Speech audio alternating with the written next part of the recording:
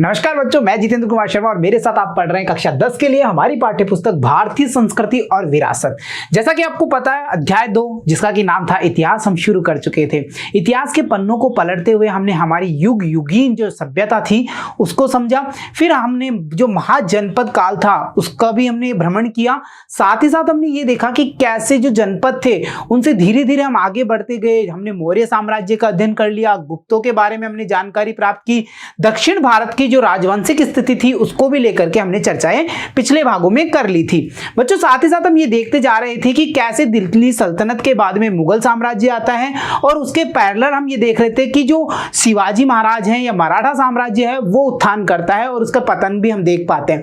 साथ ही साथ हम चर्चा कर रहे थे जो हमारे भक्ति आंदोलन है उनके ऊपर भी, और अंत में हमने ये चर्चाएं की थी कि जो समाज में व्याप्त जो बुराइयां थी उनको रिफॉर्म करने के लिए, उनको सुधार करने के लिए जो सुधारक हुए उन्होंने कौन कौन सी संस्थाएं बनाई। परीक्षा को ध्यान में रखते हुए कई सारे पाठगत प्रश्नों को और संभावित प्रश्नों को हमने हल कर लिया था। आज की कक्षा में हम शुरू करते हैं हमारा भाग संख्या 9, जिसमें हम ये समझने की कोशिश करेंगे कि 1857 की जो हमारी क्रांति है उसके कारण क्या थे, ठीक है, जिसे हमने स्वाधीनता संग्राम भी कहा है। और हम ये देखते हैं कि भारत के परिप्रेक्ष्य में अगर हम बात कर रहे हैं तो ये हमारी पहली क्रांति थी, ठीक है। एकजुट होकर के लोगों ने जो विरोध किया अंग्रेजी शासन का, उसके लिए पहला कदम अगर कुछ था तो वो था 1857 का स्वाधीनता संग्राम। बच्चों, साथ ही साथ हम इस अध्याय के इस भाग में ये देखने की कोशिश करेंगे कि इस क्रांति के कारण क्या क्या थे, क्या कारण थे, चाहे वो हम सामाजिक परिप्रेक्ष्य को लेकर चर्चाएं करें, हम राजनीतिक परिप्रेक्ष्य को देखें, या फिर हम आर्थिक, या फिर हम ये कहें कि धार्मिक कारणों को देखें। इन सबको लेकर के तत्कालिक कारणों तक हम चर्चाएं करेंगे और हम ये भी जानने की कोशिश करेंगे कि इसके परिणाम क्या हुए और ये क्रांति का जो दमन हुआ उसके क्या क्या कारण थे। तो चलिए शुरू करते हैं आज की हमारी कक्षा। 1857 का हम शुरू कर रहे हैं हमारा स्वाधीनता संग्राम। बच्चों देखिए, 1857 ईस्वी में अंग्रेजों को पहली बार भारतीयों के संगठित विद्रोह का सामना करना पड़ गया था। देखो, कई सारे छोटे छोटे विरोध हो रहे थे, कई जगह कई सारे कांड हो रहे थे जिनके बारे में अध्याय में हम आगे चर्चा करेंगे। तो ऐसे छोटे छोटे गुट बनकर के कहीं विरोध किया जा रहा था, कहीं अंग्रेजी सामान का बहिष्कार किया जा रहा था, कहीं असहयोग आंदोलन जैसे आंदोलन चल रहे थे। परंतु ये पहला विरोध था जो भारतीयों ने संगठित होकर के किया था। अंग्रेजों ने अपनी कूटनीति से इस प्रतिरोध को विफल कर दिया। देखो, अंग्रेजों का एक ही नियम था कि पहला तो हम देखेंगे आगे चल के कि फूट डालो राज करो जैसी नीतियां आएंगी, हम डालहौजी के बारे में भी वहां पे देखेंगे, कई सारी चर्चाएं करेंगे। तो अंग्रेजों के पास में इतनी तरह की कूटनीतियां थी कि उन्होंने इस महाविरोध को भी क्या कर दिया, इनको विफल कर दिया। इस संग्राम से अंग्रेज समझ गए कि भारतीय उनके साम्राज्य के लिए एक चुनौती बन गए हैं। भारतीयों के सामूहिक विरोध ने उनकी आंखें खोल दी। तो अब जब इतना सब कुछ हो गया तो अब जरूरत थी रिफॉर्म करने की, उन्हें भी अपनी नीति को परिवर्तन करना था। अब वो नीति कैसे परिवर्तित होगी, वो कौन कौन से ऐसी योजनाएं बनाएंगे, या हम ये कहें कि वो कौन कौन से ऐसे कार्य करेंगे जिससे कि ये भारतीयों का जो विरोध है, यानी भारतीयों पर वो शासन करते रहें और उनका साम्राज्य फलता रहे। तो इसके लिए उन्होंने अपनी नीतियों में परिवर्तन किए, उन पे भी हम नजर डालेंगे। तो देखो बच्चों, यूरोपीय लेखकों ने 1857 ईस्वी में हुए विरोध का प्रमुख कारण क्या बताया है? सैनिक असंतोष तथा चर्बी वाले कारतूसों का प्रयोग करना बताया। भाई देखो, सेना में ऐसा कुछ हो गया था, हम आगे देखेंगे मेरठ से कैसे विरोध स्टार्ट होता है, कि ये कह दिया गया था कि जो कारतूस नई एनफील्ड राइफल लाई गई है उसमें जो कारतूस डाले जाएंगे उन पर क्या हो रहा है, चर्बी लगी हुई है, और वो कौन कौन से जानवरों की, गाय और सुअर की। अब तुम यहां ये देखोगे, इस पूरी लाइन में दो एनिमल्स को टारगेट किया गया, गाय और सुअर को। गाय हिंदू धर्म से रिलेट करती है, पवित्र जानवर माना गया, और सुअर की अगर हम बात करते हैं तो इस्लामिक जो धर्म वाले लोग हैं वो इस जानवर को अप्रिय मानते हैं, मतलब वो इस जानवर को क्या कहते हैं कि ये जानवर हमारे लिए अच्छा नहीं है। तो हम ये देख पा रहे हैं कि किसी भी तरह से किसी भी धर्म को छोड़ दो, पूरे इंडियंस का विरोध यहां झेलना पड़ेगा, पूरे इंडियन सैनिक्स का विरोध यहां पे झेलना पड़ेगा। और किंतु वास्तव में ब्रिटिश शासकों की भारत में राजनीतिक, प्रशासनिक, आर्थिक, सामाजिक तथा धार्मिक नीतियां ही इसके लिए उत्तरदायी थी। कई सारे शोषण करने वाली जो नीतियां उन्होंने बनाई, कई सारे हम ये कह रहे हैं कि उन्होंने चार्जेस लगा दिए थे, वो लोगों को प्रताड़ित कर रहे थे, धर्मों में वो हस्तक्षेप कर रहे थे, राज्यों में वो हस्तक्षेप कर रहे थे, किसी को गोद नहीं लेने दिया जा रहा था। तो ये सारी जो नीतियां थी वो इस असंतोष का कारण बन जाती है। तो चलो मैं वन बाई वन करके इन सारी नीतियों को देख लेंगे। चलो देखते हैं। देखिए, इस विरोध के अनेक कारण थे। आर्थिक कारणों की अगर हम बात करते हैं तो भारत में निर्मित माल जो इंग्लैंड में जाता था, देखो इंग्लैंड में जाता था, उस पर कर बहुत अधिक लगा दिया जाता था। क्या होगा भाई, देखो आप इसको ऐसे समझ लो इजीली, 100 रुपए का माल हमने बना दिया भाई, 100 रुपए का माल बना दिया, अब वो जा रहा है, उस पर हमने टैक्सेस ज्यादा लगा दिए, कुछ टैक्सेस ज्यादा लगा दिए। अब इस पे मान लो मैंने 20 रुपए टैक्सेस लगा दिए, तो वो कितने का हो रहा है, 120 रुपीज का जा रहा है।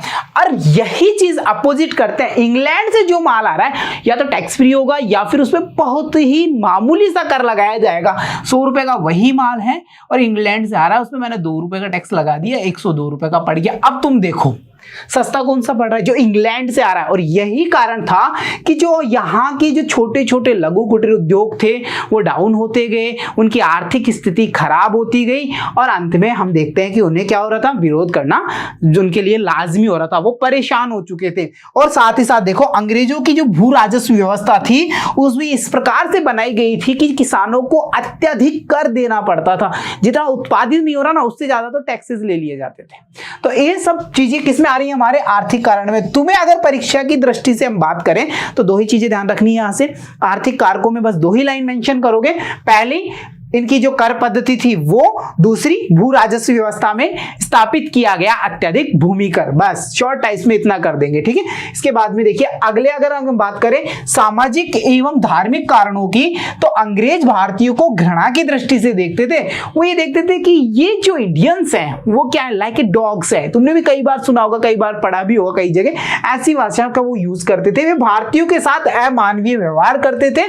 1850 ईस्वी में पास किए गए धार्मिक अयोग्यता अधिनियम की बात करें तो हिंदू रीति रिवाजों में भारतीयों के लिए अप्रिय परिवर्तन किए गए। अब देखो परिवर्तन कैसे किए गए कि अगर मत परिवर्तन, यानी अगर कोई हिंदू धर्म को छोड़ करके ईसाई बनने पर पुत्र को अपने पिता की संपत्ति से वंचित नहीं किया जा सकता, ऐसा उन्होंने रूल पारित कर दिया। तो अब तुम समझ रहे हो ईसाई धर्म को यहाँ पे प्रचारित किया जा रहा है, जो हमारे लोकल हिंदू लॉ थे उनको डिस्टर्ब किया जा रहा है। तो ये किस कारणों में मेंशन करेंगे, धार्मिक कारण है जो किसको प्रभावित कर रहे हैं, समाज को प्रभावित कर रहे हैं, जो पारंपरिक हिंदू उत्तराधिकार नियम के विपरीत था। भाई आप ईसाई बन जाओ फिर भी आपको अपने पिता की संपत्ति में अधिकार मिलेगा, जबकि पहले ये था। अगर हिंदू पारंपरिक उत्तराधिकार नियमों की हम बात करेंगे तो हमें ये पता चलता है कि वहां पर ऐसा मेंशन किया गया था कि अगर किसी ने अपना धर्म चेंज कर लिया तो उसको उसके पिता की संपत्ति में कुछ भी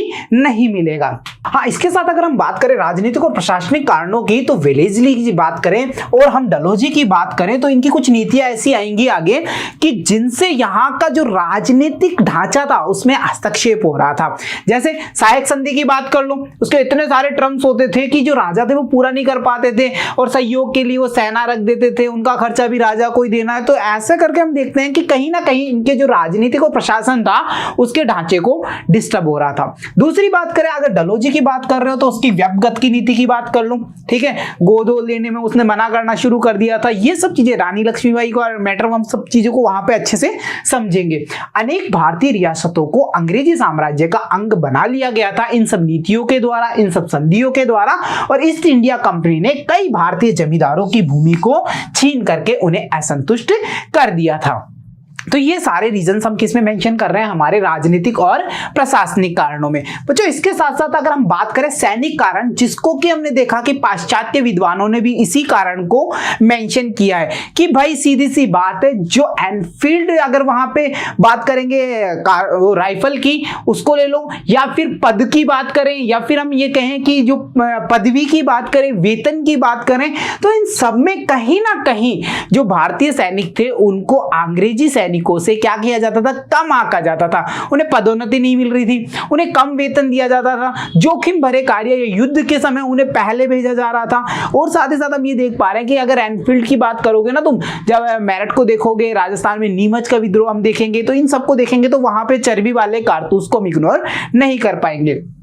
तो देखिए अगर तत्कालिक कारणों में हम इसको मेंशन करें तो गलत नहीं होगा कि भारतीय सैनिकों को पुरानी ब्राउन बैस बंदूक के स्थान पर नई एनफील्ड राइफल दी गई और इस राइफल के ऊपरी भाग में जो कारतूस लगाया जाता था उसको पहले क्या किया जाता था, मुंह से काटा जाता था। अब दांतों से अगर इसको काटना है तो इस राइफल में ये फैलाया गया या हम ये समझे कि ये चीज वहां पे निकल करके आई। अब ये अब्बा थी या क्या था, कुछ ऐसा निकल करके आया कि इस कारतूस में गाय और सुअर की चर्बी लगी हुई है। तो अगर उस समय की हम बात करते हैं तो ये देखो तुम्हें ये पता चलेगा कि नई राइफल के कारतूस में गाय और सुअर की चर्बी लगी हुई है। अब दांतों से काटना है और जैसा कि हमने पहले भी बात किया, धार्मिक कारणों को ले लो, तत्कालिक कारण में ले लो, सैनिक कारण में ले लो, ये सब चीजें यहाँ पे डिपेंड कर रही है एक बड़े विरोध की ओर। तो देखिए 29 मार्च 1857 को बैरकपुर की छावनी में सैनिक मंगल पांडे ने चर्बी वाले कारतूस को मुंह से काटने के लिए मना कर दिया और विरोध कर दिया। तो होना क्या था, उसको गिरफ्तार कर लिया गया और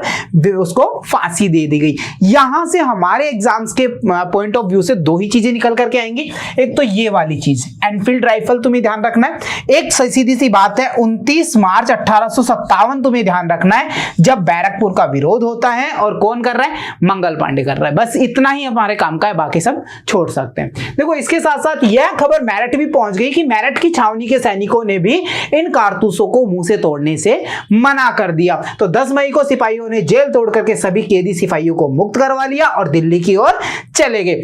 अब यहां पे हम ये देखेंगे कि अगर हम बादशाह की बात करेंगे और उस समय अगर हम तत्कालिक मुगल बादशाह की बात करते हैं, बहादुर शाह जफर की बात करेंगे, तो इस पूरी क्रांति को एक नेतृत्व चाहिए था और पूरे भारत का नेतृत्व उस समय अगर हम देखें राजाओं के काल में तो हम ये देख रहे हैं कि दिल्ली सल्तनत एक लीड कर रही थी, एक तरीके से रिप्रेजेंट कर रही थी। पावर इतना कुछ भी नहीं था। बहादुर शाह जफर के टाइम में हम जब पढ़ेंगे तो मुगल काल में अंतिम समय में ये शासन चल रहे थे और इतना पावरफुल नहीं थे, बट एक लीडिंग की जरूरत थी। तो बहादुर शाह जफर को ये लोग दिल्ली पहुंचेंगे सारे मिलकर के और उन्हें अपना क्या एक नेता बना देंगे, अग्रिम नेता बना देंगे। राजस्थान की बात करें तो राजस्थान भी इस क्रांति से अछूता नहीं रहा, ये ध्यान रखना है। नसीराबाद, नीमच और एरनपुरा के जो सैनिक है उन्होंने भी क्रांति का बिगुल बजा दिया। डेट्स का थोड़ा सा स्पेशली हमें ध्यान रखना है, किस डेट्स में क्या कार्य हुए थे, ये सब चीजें हमें ध्यान रखनी है। सीक्वेंसली तुम ध्यान रख सकते हो कि भाई कहां से शुरू हो रहा है, मेरठ के बाद में ये सब चीजें दिल्ली की ओर मूव कर रहे हैं, फिर हम देखते हैं राजस्थान में कौन कौन सी जगह इसको रिलेट कर रही है, वो सारी बातें हम ध्यान रखेंगे। ठीक है बच्चों, इसके बाद में देखिए यह खबर मेरठ भी पहुंच गई थी, हमने ये सारा कुछ देखा है कि भाई ये जो इतना सारा विरोध है, अब आप ये समझ पा रहे हो इस बड़ी सी क्रांति का कोई एक कारण बता पाना पॉसिबल नहीं था। धार्मिक कारणों को हमने टच किया, राजनीतिक कारण हमने देखे, आर्थिक कारणों को हमने समझ बनाने की कोशिश की है। तो कुल मिला के अगर इसका क्वेश्चन एक निबंधात्मक टाइप, एक बड़ा ऐसे टाइप क्वेश्चन यहां से निकल करके एग्जाम्स में आता है तो हमें केवल और केवल एक छोटे से पॉइंट पे बात खत्म नहीं करनी है कि भाई कारतूस के कारण ये विरोध स्टार्ट हो गया था, ऐसा कुछ भी नहीं है। हमें सारे कारण मेंशन करने होंगे और एट लास्ट हमें तत्कालिक कारण में जो सैनिक विरोध है उसको भी यहां डालना होगा। ठीक है बच्चों, देखिए 12 मई 1857 को क्रांतिकारियों ने दिल्ली पर अधिकार कर लिया और जैसा कि मैंने आपको बताया था कि बहादुर शाह जफर को भारत का सम्राट घोषित कर दिया गया, तो बहादुर शाह जफर को अंग्रेजों ने गिरफ्तार कर लिया और रंगून भेज दिया कि हमारे बहादुर शाह जफर तो चले रंगून। तो ये वाली चीज थोड़ी सी मेंशन रखेंगे, आप अच्छे से ध्यान रखेंगे। अवध की बात करते तो अवध भी इससे अछूता नहीं रहा था। वहां पर बेगम हजरत महल के नेतृत्व में आंदोलन का प्रारंभ हुआ और क्रांतिकारियों ने ब्रिटिश रेजिडेंसी में आग लगा दी। तो अवध की बात कर लो, दिल्ली को देख लो, मेरठ को देख लो, नीमच को देख लो, या फिर हम बात करें कि राजस्थान के पोर्शंस की बात कर रहे हैं तो हम सारी तरफ देख पा रहे हैं कि ये एक ऐसा विरोध था जो चौतरफा था, हर तरफ से अंग्रेजों को विरोध झेलना पड़ा था। अब याद करो अपनी पहली लाइन क्या थी कि पहली बार भारतीयों ने संगठित होकर के अंग्रेजी हुकूमत के खिलाफ विरोध किया। समझ में आ गया कैसे थी वो लाइन? आप कैसे कह सकते हो कि 1857 की जो स्वाधीनता का संग्राम था वो भारतीयों का एक संगठित विरोध था अंग्रेजी हुकूमत के प्रति? स्पष्ट कीजिए। तो सारी चीजें यहां पे मेंशन कर सकते हैं अगर एक बड़ा क्वेश्चन हमसे पूछा जाता है। ठीक है, इसी प्रकार कानपुर में नाना साहब ने, तात्या टोपे ने, झांसी में रानी लक्ष्मीबाई ने और बिहार में कुंवर सिंह ने क्रांतिकारियों का नेतृत्व किया था। तो बच्चों यहां से काफी सारे संभावित प्रश्न बन सकते हैं, जैसे सैनिक कारण कौन कौन से थे, आर्थिक कारणों की समीक्षा कीजिए, राजनीतिक हस्तक्षेप के लिए कौन कौन जिम्मेदार था, ये सब कारण यहां से उठा सकते हैं, या किसी डेट को पर्टिकुलर बना करके पूछा जा सकता है कि भाई क्रांतिकारियों ने दिल्ली पर कब अधिकार कर लिया था, 12 मई 1857। तो ये सब चीजें आप यहां से नोट डाउन कर लेंगे, ठीक है। चलिए इसके बाद में हम आगे बढ़ते हैं और देखते हैं अंग्रेजों ने इस क्रांति का दमन कर दिया।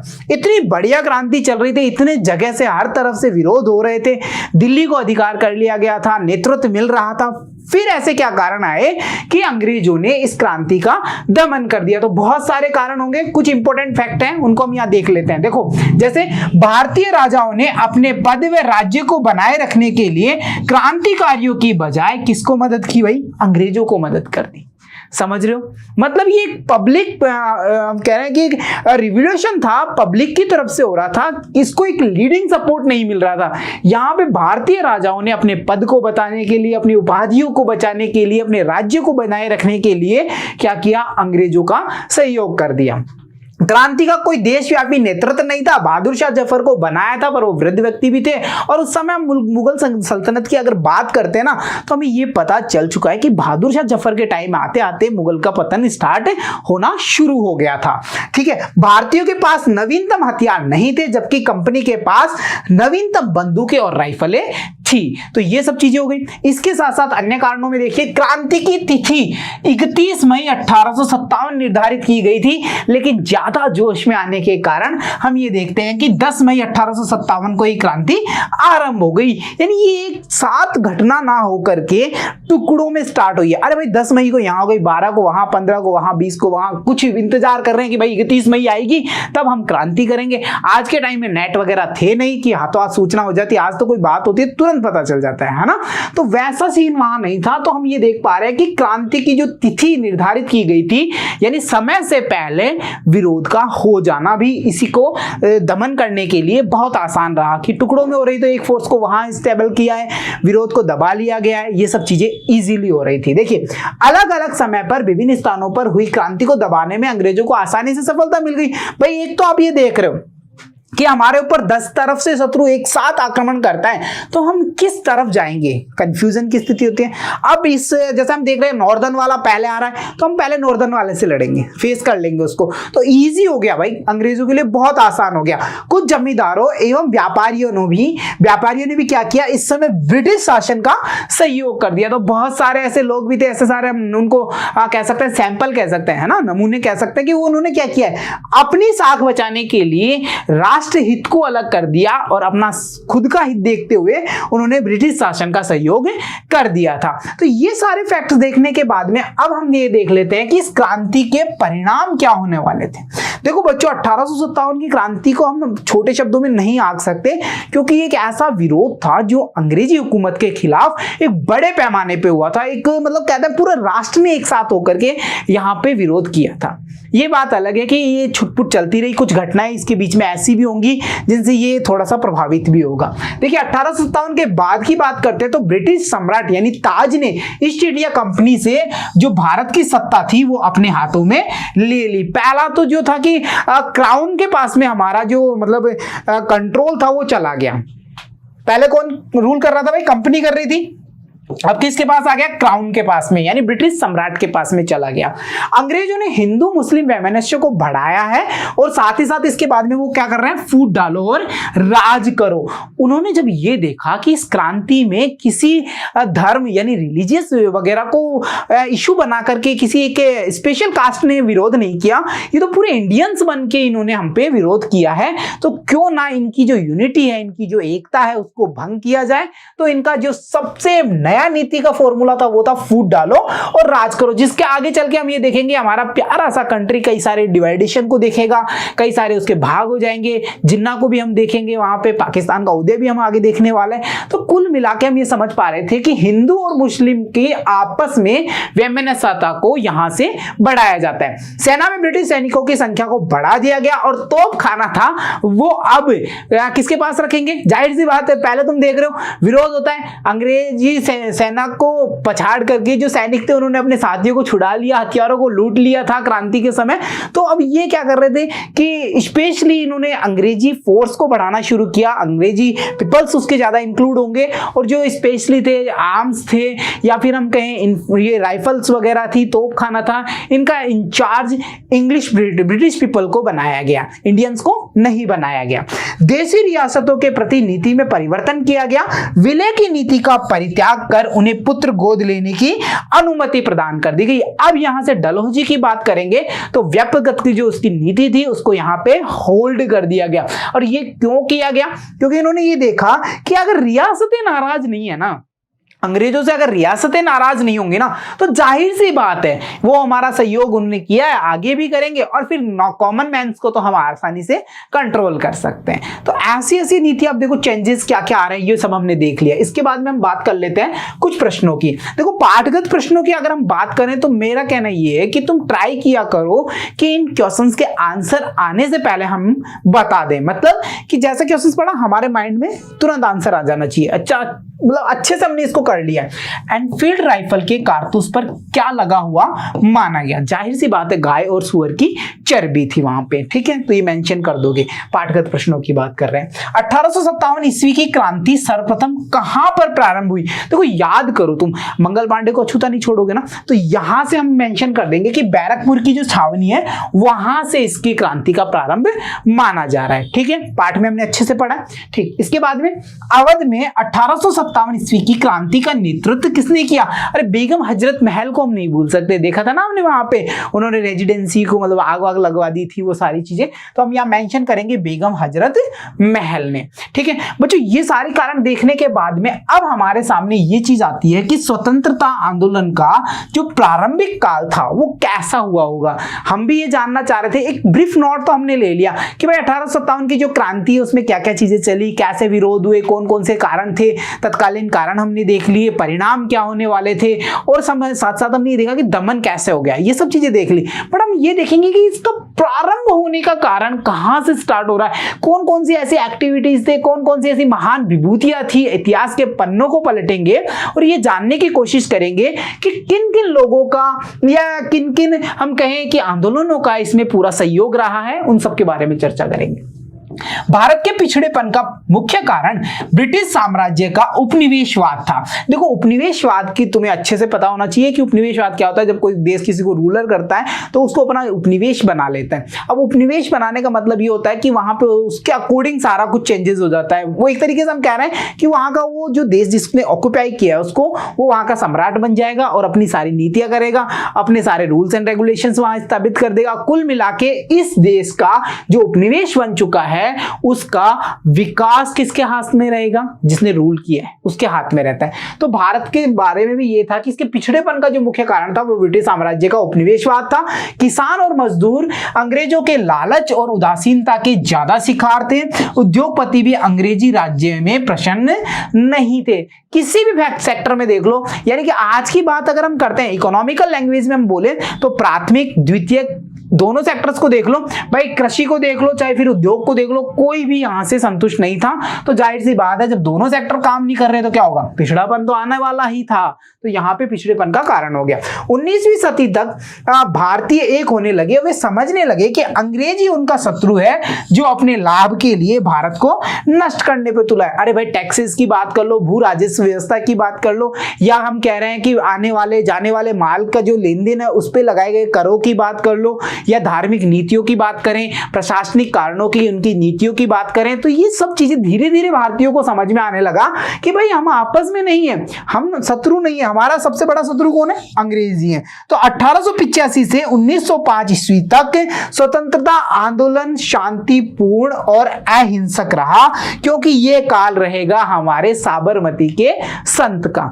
ठीक है, तो गांधी जी का तो पहला ही नारा ये था ना, कोई भी गतिविधि करोगे कैसे करोगे? अहिंसक करोगे। ठीक है, तो चलो एक बार नजर डाल लेते हैं उस समय पे। देखिए दिसंबर 1885 में इंडियन नेशनल कांग्रेस की स्थापना हुई। नोट डाउन कर लेना, प्रश्न बन सकता है। ठीक है, दिसंबर 1885 में। उदारवादी नेता अपनी मांगों को प्रतिवेदनों और लेखों के माध्यम से सरकार के सामने रखते थे।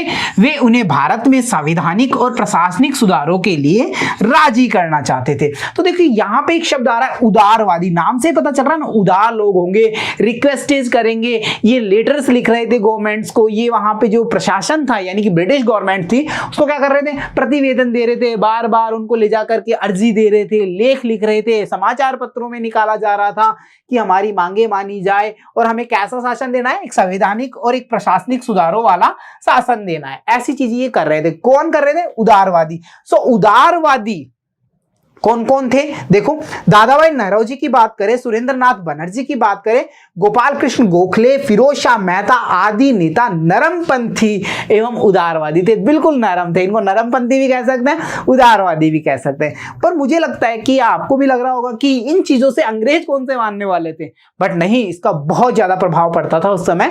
ऐसा होता था कि जैसे आंदोलन किए जाते थे, शांतिपूर्वक किए जाते थे, हड़तालें की जाती थी, शांतिपूर्वक की जाती थी, अहिंसक होते थे, फिर अंग्रेज कुछ मान लेते थे। ठीक, दादा भाई नौरोजी ने भारत में भीषण गरीबी का कारण भारत से धन का निष्कासन को माना है। इन्होंने पुस्तक भी राइट की थी, ठीक है। और भारत से धन का निष्कासन यानी कि ये कह रहे थे, अरे भाई भारत में तुम माल बना रहे हो, ठीक है, उस पे टैक्सेस लगा करके इंग्लैंड भेज रहे हो, इंग्लैंड से यहां से कच्चा माल जा रहा है, वहां से तुम वापस माल ला रहे हो और उसका जो अर्निंग हो रहा है वो यहां नहीं जा रहा, कहां जा रहा है? इंग्लैंड जा रहा है। सो कुल मिला के हम ये कह पा रहे हैं कि भारत से क्या हो रहा था? धन की निष्कासन हो रहा था, धन की निकासी हो रही थी, धन निकल रहा था। पॉवर्टी ऑफ इंडिया इन्हीं की पुस्तक है, ठीक है। तो दादा भाई नौरोजी की बात हम करें तो उन्होंने नरमपंथी होते हुए भी ये चीज पब्लिक को समझाना चाहा कि भाई धन की निष्कासन हो रहा है, इसी वजह से हमारा देश कैसा हो रहा है? पिछड़ा हो रहा है, तो हमें सुधारों की आवश्यकता होने वाली है। देखो, कांग्रेस राजनीतिक स्तर पर बहुत कुछ उपलब्धियां तो प्राप्त नहीं कर पाई, किंतु इसकी स्थापना के 20 वर्षों में यह लोगों में राजनीतिक जागरूकता और एकता की भावना को अवश्य जागृत कर पाई। यानी कुल मिला के हम ये कह पा रहे हैं कि जो क्रांति के टाइम की अगर हम बात करें तो जो लीड बहादुर शाह जफर से हमने उम्मीद की थी, वैसी कुछ उससे मिलती जुलती जो लीड थी वो किससे मिल रही थी? कांग्रेस से मिल रही थी। राजनीतिक जागरूकता आ रही थी, लोग परस्पर एक हो रहे थे, सबको ये समझ में आ रहा था कि हमारा शत्रु कौन है, किससे हमें लड़ना है, ठीक है। देखो, इसके बाद में अंग्रेजों की जो फूट डालो राज करो कूटनीति के फलस्वरूप मुस्लिम लीग का जन्म हो गया था। कहते हैं ना, अच्छे के साथ में कुछ बुरा भी होता है। तो यहां पे हम ये देख रहे थे कि अंग्रेजों ने जो नीति पकड़ी थी अपनी 1857 के बाद में, फूट डालो राज करो, तो उसका परिणाम ये निकल करके आया कि एक नया लीग हमें मिला और उसका नाम था मुस्लिम लीग। इस प्रकार हमारे देश में सांप्रदायिकता के राक्षस का जन्म हो गया। जहां पर हम पहले भारतीय थे, अब हम हिंदू और मुस्लिम बन चुके थे। तो ये सारी चीजें आप ये समझ पा रहे हो कितना पैरेलल चल रहा है सब कुछ। देखो, अगर स्वतंत्रता आंदोलन प्रारंभिक काल की बात कर रहे हैं तो हम ये देख पा रहे हैं कि एक तरफ जहां कांग्रेस 20 वर्षों से अपनी तपस्या करती हुई, अपनी मेहनत करती हुई राजनीतिक एकता को बचाए रख रही थी, वहीं दूसरी ओर अंग्रेजों के फूट डालो राज करो की जो कूटनीति थी उससे मुस्लिम लीग का जन्म हो गया था, ठीक है बच्चों। इसके बाद में अगर हम बात करें तो देखिए, जैसे होम रूल आंदोलन की अगर हम बात करते हैं कि इसमें अगर देखो, सबसे बड़ी बात है यहां पे हम किसको नोटिस करेंगे? हम यहां पे तिलक को नोटिस करने वाले हैं, ठीक है। चलो देख लेते हैं एक बार। 1914 ईस्वी में प्रथम विश्व युद्ध प्रारंभ हो गया था। कांग्रेस ने अंग्रेजों की सहायता करने का निश्चय किया। विशेष रूप से नरम दल के लोगों द्वारा यह माना जाने लगा कि ब्रिटिश युद्ध के बाद भारत को स्वतंत्र कर देंगे, है ना। शीघ्र यह अनुभव किया जाने लगा कि यह आशा पूरी नहीं होगी। परिणामतः 1915 और 16 ईस्वी में 2 होम रूल लीग की स्थापना हुई। एक का प्रारंभ तिलक ने पूना में किया और दूसरी का मद्रास में एनी बेसेंट ने किया। इन दोनों दलों को उद्देश्य केवल एक ही था और वो ये था कि हमें स्वराज्य प्राप्ति करनी है, ठीक है। अब यहां पे देखो, जो नोटिसेबल चीजें हैं हमारे एग्जाम्स के पॉइंट ऑफ व्यू से, पहली चीज प्रथम विश्व युद्ध का पूछता नहीं है कभी भी, तुम्हें तो बस डेट्स याद रखनी है दोनों की, 1914 और 1915। पहला कहां? तिलक ने पूना में कर दिया है और मद्रास में एनी बेसेंट ने किया है। और इनका जो उद्देश्य है वो हमें पता है, एक ही उद्देश्य है भाई। क्या उद्देश्य है? स्वराज्य की प्राप्ति, ठीक। चलिए इसके बाद में देखिए, अगर स्वतंत्रता आंदोलन 1905 से 1918 की हम बात कर रहे हैं तो 1905 ईस्वी से 1918 तक का जो समय रहा है वो हमारे स्वतंत्रता आंदोलन में उग्र या गर्मपंथी विचारधारा का रहा है। जब देखो लोगों को ये रियलाइज हुआ, पब्लिक को ये रियलाइज हुआ कि यार ये लेखों से, प्रतिवेदनों से कुछ नहीं होने वाला, तो हमें कुछ ऐसा चाहिए, सॉलिड करना पड़ेगा भाई, बहरों को कुछ तो धमाका सुनाना पड़ेगा। तो ऐसा कुछ करने के लिए जो पंथ या विचारधारा उस समय उभर करके सामने आई उसे हम कहते हैं उग्र या फिर गर्मपंथी विचारधारा का युग कहा जाने लगा। इस युग के नेता उदारवादी नेताओं की अनुनय विनय की नीति को राजनीतिक भिक्षावृत्ति मानते थे। वो ये कहते थे तुम ऐसे इनसे अनुनय विनय करोगे, इसका मतलब तुम इनसे भीख मांग रहे हो। और किस चीज के लिए भीख मांग रहे हो? जो साम्राज्य, जो हमारा खुद का है, जो हमारा देश है, उसकी स्वतंत्रता के लिए हम इनसे क्यों भीख मांगे। ठीक है, तो कैसा दल आ गया? अब उग्रवादी, यानी जिसे हम उग्रवादी कहना एक अलग होता है, उग्र विचारधारा वाला कह सकते हो ना, और एक नरमपंथी, जैसे हम कहते हैं ना ये बड़ा उग्रवादी है, तो मतलब ये अनुनय विनय को नहीं मानते थे। इनका था डू एंड डाई, करो और मरो, बस दो ही चीजें का काम है। चलो, ये सीधे राजनीतिक कार्रवाई करने एवं स्वराज्य प्राप्त करने के पक्षधर थे। गर्मपंथियों का नेतृत्व लाल बाल पाल यानी लाला लाजपत राय, बाल गंगाधर तिलक और विपिन चंद्र पाल कर रहे थे। देखो, तुम्हें दो ही चीजें यहां से पूरे में ध्यान रखनी है। अगर उदारवादियों की बात कर रहे हैं, कौन कौन से हैं, दादा भाई नारोजी वगैरह का तुम नाम मेंशन करोगे। और अगर हम गर्मपंथियों की बात कर रहे हैं, जिसे उग्रवादी कह रहे हैं, तो देखिए यहां पे मेंशन करेंगे लाल बाल पाल, यानी लाला लाजपत राय, बाल गंगाधर तिलक और विपिन चंद्र पाल। ठीक है, ये तीनों की इमेज हम देख पा रहे हैं। क्लियर हो गया? ये दोनों चीजें यहां से लर्न कर लेना, यहां से संभावित प्रश्न बन सकते हैं। देखिए, तिलक ने गणपति महोत्सव और शिवाजी उत्सव प्रारंभ किए। उन्होंने मराठी में केसरी अखबार का प्रारंभ किया। कर्जन ने 1905 ईस्वी में बंगाल विभाजन कर दिया। इसके विरोध में बंगाल में शोक दिवस मनाया गया। तो तुम देख पा रहे हो कैसे नीतियों का विरोध किया जा रहा है, अनुनय विनय नहीं हो रहा है, अब विरोध हो रहा है। ठीक है, कलकत्ता में लोगों द्वारा उपवास रखा गया। इस दिन वंदे मातरम का गान करते हुए प्रभात फेरियां निकाली गई। 1905 की अगर हम बात करते हैं, कांग्रेस अधिवेशन में विदेशी सामान का बहिष्कार करने और स्वदेशी अपनाने का समर्थन किया गया। नोटेबल है 1905 यह आंदोलन स्वदेशी जन आंदोलन बन गया। 1919 के बाद स्वतंत्रता आंदोलन की बागडोर किसने संभाल ली है? गांधी जी के हाथ में आ गई है। 1919 के बाद की बात करेंगे तो देखो प्यारे बच्चों, यहां से दो ही चीजें ध्यान रखनी है। मराठी में केसरी किसने निकाला है? तिलक महोदय ने। गणपति महोत्सव और शिवाजी उत्सव इन्होंने प्रारंभ करवाए हैं। कर्जन ने बंगाल विभाजन किया, तो इसे बंगाल का शोक दिवस मनाया गया है। और साथ ही साथ हम ये देखेंगे कि 1919 के बाद में अगर हम बात कर रहे हैं तो ये सारी बागडोर अब गांधी जी के हाथ में आने वाली थी। तो देखते हैं, देखिए इसके कुछ रिजल्ट्स। स्वतंत्रता आंदोलन की अब हम बात करेंगे 1919 से 1934 तक। देखिए, मॉन्टेग्यू चेम्सफोर्ड सुधारों में भारत शासन अधिनियम 1919 के द्वारा राज्य में द्वैध शासन प्रणाली लगा दी गई। सीधी सी बात है, नरम दल को तो कुछ भी सुधार होता था, रिफॉर्म होते थे ना थोड़े से भी, तो उनको ये लगता था कि द्वैध शासन है, चलो दो तरह की सरकार चलेगी, मतलब हम ये देख रहे हैं दोहरा शासन होगा, तो उनको तो इस चीज का एक्सेप्टेबल था। तो यहां पे हम देखेंगे नरम दल ने इन सुधारों का स्वागत किया, परंतु उग्र विचार वाले नेताओं ने इन प्रस्तावों को ठुकरा दिया। राजनीतिक हिंसा को कुचलने के लिए 1919 ईस्वी में रॉलेट एक्ट के नाम से भी एक एक्ट पारित कर दिया गया। तो आजकल क्या होता है, गवर्नमेंट कोई नीति लागू करती है, कोई भी कानून लागू करती है, कोई अधिनियम लागू करती है, तो हम ये देखते हैं कि उसको माना जाता है या नहीं माना जाता, तो उसके पैरेलल कोई ऐसा एक्ट ला दिया जाता है जिससे कि वो नीति स्टेबल रहे और कोई उसको डिस्टर्ब नहीं कर सके। तो वैसा ही कुछ वहां किया गया। जब द्वैध शासन प्रणाली की हम बात कर रहे हैं तो हम ये देखते हैं कि उसके पैरेलल आ जाता है रॉलेट एक्ट भी। और इस समय महात्मा गांधी ने सत्याग्रह को एक राजनीतिक साधन के रूप में काम लिया और उनकी पहली विजय 1917 ईस्वी में बिहार के चंपारण सत्याग्रह, नील क्रांति वाला ही है ना बिहार का, इसका इतना कुछ ये ध्यान नहीं रखना, तुम्हें बस ये ध्यान रखना है चंपारण की बात करेंगे और इसको कहां पे देख रहे हैं हम, इसको हम देखेंगे बिहार में। ठीक है, और 1917 और 1918 में खेड़ा व अहमदाबाद में मील मजदूरों के लिए जो सत्याग्रह किया था उन्होंने, वो सब यहाँ पे उनके स्टेबल हो गए थे कि महात्मा जी की एक ऐसी कहीं छवि बन के आ गई थी कि ये सत्याग्रह करेंगे, अहिंसक आंदोलन करेंगे, ऐसे योग आंदोलन कर रहे हैं, कई सारे ये मतलब यात्राएं निकालेंगे और इसके थ्रू क्या होगा कि धीरे धीरे जो अंग्रेज शासक हैं वो क्या कर रहे हैं, इनकी मांगों को मानते जा रहे थे। एक हल्की सी स्वतंत्रता हम इनकी कहते हैं कि सफलता हम ये देखेंगे 1917 और 1918 में, जब बिहार में चंपारण की बात कर लेंगे, नील क्रांति वाली, और उसके बाद में हम देखेंगे 1918 जहां पे खेड़ा और अहमदाबाद के मील मजदूरों का जो सत्याग्रह हुआ था, उन दोनों की बातें होंगी। ठीक है, चलिए इसके बाद में देखो बच्चों, उन्होंने इसके बाद रॉल्ट एक्ट के विरोध में आंदोलन प्रारंभ किया। 13 अप्रैल 1919 को जलियांवाला बाग में हो रही सभा पर जनरल डायर ने गोली चलाने का आदेश दे दिया, जिससे हजारों निर्दोष लोग मारे गए। तो अब ये बताओ, यहां पे जो उग्र विचारधारा वाले लोग थे, क्या उन्हें गुस्सा आना वाजिब नहीं था ना? परंतु फिर भी देखेंगे हम यहाँ पे कि आगे ये जो चिंगारियां थी ये जलती रह रही थी और आगे जाके विस्फोट करने वाली थी। 1919 ईस्वी में भारतीय मुसलमानों ने खिलाफत आंदोलन का प्रारंभ किया। गांधी जी भी इस आंदोलन में शामिल हो गए।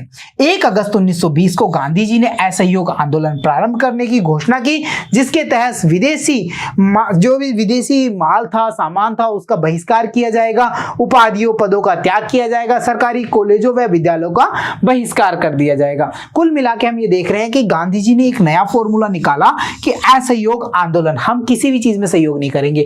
भाई देखो, किसी की अगर पावर को कम करना है तो उसकी इकोनॉमी को गिरा दो, सीधा सा फंडा है। तो जाहिर सी बात है कि हम सामान नहीं खरीद रहे विदेशी, हम उपाधियों पदों का त्याग कर रहे हैं, तो काम नहीं करेंगे उनके लिए। हमने ये देखा कि उनके द्वारा स्थापित की गई शिक्षा जो पद्धति है उसको फॉलो नहीं करेंगे। तो कुल मिला के हम हर प्रकार से उनका क्या करेंगे, असहयोग करेंगे। पर ये असहयोग आंदोलन चलेगा कुछ थोड़ा ही, क्योंकि देखो 1922 में चोरा चोरी में हुई हिंसा के बाद गांधी जी ने असहयोग आंदोलन को स्थगित कर दिया। 27 की अगर हम बात करेंगे, साइमन कमीशन भारत आता है और 1928 ईस्वी में साइमन कमीशन बंबई पहुंचा। वहीं उन्हें जबरदस्त विरोध का सामना करना पड़ा और लाहौर में हम ये देखते हैं कि लाला लाजपत राय कि मतलब हम देखते हैं कि पुलिस की लाठीचार्ज में उनकी मृत्यु हो जाती है। तो इस प्रकार से हम ये देख पा रहे हैं कि कैसे ये कड़ियाँ जुड़ती जा रही थी। हमारी जो स्वतंत्रता है आज हमें इतनी आसान लगती है कि हाँ 15 अगस्त 1947 को हम आज़ाद हो गए थे, परंतु इस स्वतंत्रता के लिए जो आंदोलन के लिए प्रारंभिक काल था उसके परिदृश्य को हम यहाँ देख रहे हैं। बच्चों अगर एग्जाम्स की बात करें तो यहाँ से जो व्यूज निकल करके आते हैं, होम रूल लीग की तुम ध्यान रखना। इसके अलावा हम बात करेंगे नरम दल के नेताओं की, गरम दल के नेताओं की, उनकी तुम्हें ध्यान रखनी है। असहयोग आंदोलन, खिलाफत आंदोलन की बात कर लेंगे, उनका कमीशन जितने भी आए, भारत शासन अधिनियम, द्वैध शासन की बात कर लो, 1919 रॉल्ट एक्ट की बात कर लेंगे, ये सब हमें ध्यान रखने। चोरा चोरी कांड की भी हमें ध्यान रखनी है, कब हुआ 1922 को, और साइमन कमीशन भारत कब आ रहा है 1927 को, और लाहौर में लाला लाजपत राय की लाठीचार्ज से मृत्यु। ये सारे डेटाज हैं, इन्हें हमें कलेक्ट करके रखना है, यहीं से हमारे संभावित प्रश्न बनते हैं। चलिए इसके बाद में देखिए हम देख रहे हैं 1928 की नेहरू रिपोर्ट को भी, जिसे भारत के संविधान की रूपरेखा बनाई गई। देखो उस समय कुछ ऐसा था कि 1928 को जब हम बात करें नेहरू रिपोर्ट की, तो भारत के संविधान की रूपरेखा इसको ऐसे बनाया गया कि एक हम कहें कि यहीं से नियमावली का शुभारंभ हो गया था, कि संविधान लिखना, एक नियमावली लिखने का प्रारंभ यहां से माना गया है। 1929 के कांग्रेस के लाहौर अधिवेशन में पूर्ण स्वराज्य का नारा स्वीकार किया गया। इंपॉर्टेंट फैक्ट है, भूलना मत, कई जगह तो मेंशन कर सकते हो और सीधा सीधा प्रश्न भी यहां से बन सकता है कि पूर्ण स्वराज्य का नारा कहां से मिला, लाहौर अधिवेशन में। कब? 1929 की बात। 26 जनवरी 1930 को स्वतंत्रता दिवस के रूप में मनाया गया। अब गांधी जी के नेतृत्व में सविनय अवज्ञा आंदोलन की तैयारी प्रारंभ हो गई। यह आंदोलन 12 मार्च 1930 को दांडी यात्रा के साथ शुरू हुआ। दांडी पहुंच करके गांधी जी ने नमक के कानून को तोड़ा और इसी बीच हम ये देखते हैं कि ये 34 में समाप्त होता है। तो इस बीच में क्या होते हैं, गोलमेज सम्मेलन भी आयोजित हो जाते हैं, गोलमेज राउंड टेबल, ठीक है, राउंड टेबल सम्मेलन। तो डियर स्टूडेंट्स, अगर हम इनमें डीपली जानना चाहें तो काफी सारी चीजें होंगी। जैसे जब हम बात करेंगे लाहौर अधिवेशन की, तो ये 1930 को ही क्यों बनाया गया, 26 जनवरी 1930 को, तो हम इसको रिलेट करेंगे किससे, 1928 के। पर हमें उतना लेना नहीं, हमें बस इतना पता होना चाहिए कि यहाँ से कौन कौन से प्रश्न हमारे काम के होंगे। चलिए इसके बाद में हम कुछ प्रश्नों को देख लेते हैं। नरम दल के प्रमुख नेता कौन कौन थे? अब नरम दल की बात करो, गरम दल की बात करो, तो प्रश्न ऐसे ही बनने वाले हैं, पाठगत प्रश्न, ठीक है। देखिए जैसे हम यहाँ मेंशन कर देंगे दादा भाई नारोजी, सुरेंद्रनाथ बनर्जी, गोपाल कृष्ण गोखले, फिरोज शाह मेहता। इसी प्रकार अगला देखिए, गरम दल के प्रमुख नेता, जैसा हमने अभी डिस्कस किया था, जाहिर सी बात है लाल बाल पाल, हम तीनों बता देंगे, लाला लाजपत राय, बाल गंगाधर तिलक और विपिन चंद्र पॉल की बात हम यहाँ पे कर लेंगे। बच्चों इसके बाद में अगला प्रश्न है, पूना में होम रूल लीग की स्थापना किसने की? देखो मद्रास और पूना दो जगह हो रहा है ना, तो पूना की बात कर रहे हैं, तो पूना में जाहिर सी बात है बाल गंगाधर तिलक की बात करेंगे। और अगर मद्रास की हम बात करेंगे, अगर मद्रास को रिलेट करके प्रश्न पूछा जाएगा तो सीधा सीधा क्या मेंशन करना है, सीधा सीधा एनी बेसेंट को मेंशन करना है ना, और वो इनको स्वराज्य प्राप्ति वाला काम था इनका। ठीक है, लास्ट प्रश्न हमारा, जलियांवाला बाग हत्याकांड में गोली चलाने का आदेश किसने दिया? जनरल डायर की बात कर लेंगे सीधी सीधी। ठीक है, यहाँ पे हम जनरल डायर मेंशन कर देंगे। तो बच्चों देखा कैसे हमने 1857 के जो स्वाधीनता हमारा संग्राम था, स्वतंत्रता संग्राम था, उसके स्टेप को देखा, और अब तक हम यात्रा करते करते दांडी यात्रा को समाप्त करके गोलमेज सम्मेलन कर चुके थे। यहाँ पे हमने हमारा स्वतंत्रता प्राप्ति का जो आरंभिक काल है उसको समझने की कोशिश की है। मिलता हूं आपसे अगली कक्षा में, जिसमें हम हमारे चैप्टर को आगे बढ़ाएंगे और इतिहास के कुछ और पन्ने पलटेंगे। तब तक के लिए धन्यवाद।